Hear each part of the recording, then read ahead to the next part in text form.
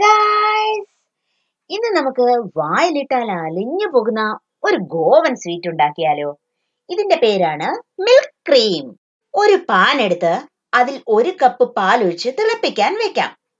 പാല് നന്നായി തിളച്ചു വരുമ്പോൾ അതിലേക്ക് 1/4 കപ്പ് കശുവണ്ടി നന്നായി പൊടിച്ചത് ഇട്ട് കൊടുക്കണം.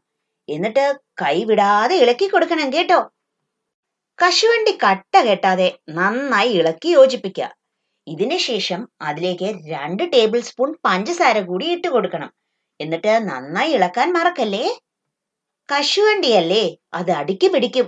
ചട്ടിയിൽ നിന്നും ഈ മിശ്രിതം നന്നായി വിട്ടുവരുമ്പോൾ അതിലേക്ക് 1 ടേബിൾ സ്പൂൺ ബട്ടർ കൂടി ഇട്ട് കൊടുക്കാം. ഇനി 1-2 തുള്ളി വാനില എസൻസ് കൂടി ഒഴിച്ചാൽ സംഭവം റെഡി. വാനില എസൻസ് കൂടിപ്പോയാൽ മിൽക്ക് ക്രീം ഒരു ബ്രൗൺ ഷെയ്ഡിലേക്ക് മാറും. ചെറിയ ചൂടോടെ തന്നെ നിങ്ങൾക്ക് ഇഷ്ടമുള്ള മോൾഡിലിട്ട് ഷേപ്പ് വരുത്താം. ഇനി ഇതൊന്ന് സെറ്റ് ചെയ്യാനായി ഒരു 5 മിനിറ്റ് ഫ്രിഡ്ജിലേക്ക് വെക്കാം.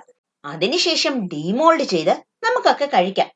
വായിലിട്ടാൽ അലിഞ്ഞു പോകുന്ന ഈ സ്വാദേറിയ മധുര പലഹാരം നിങ്ങൾ ഉണ്ടാക്കി നോക്കില്ലേ? ഉണ്ടാക്കി നോക്കിയ ശേഷം അഭിപ്രായം കമന്റ്സിൽ രേഖപ്പെടുത്തും. പുതിയൊരു വീഡിയോയുമായി വീണ്ടും സന്ധിക്കും വരെ ബൈ.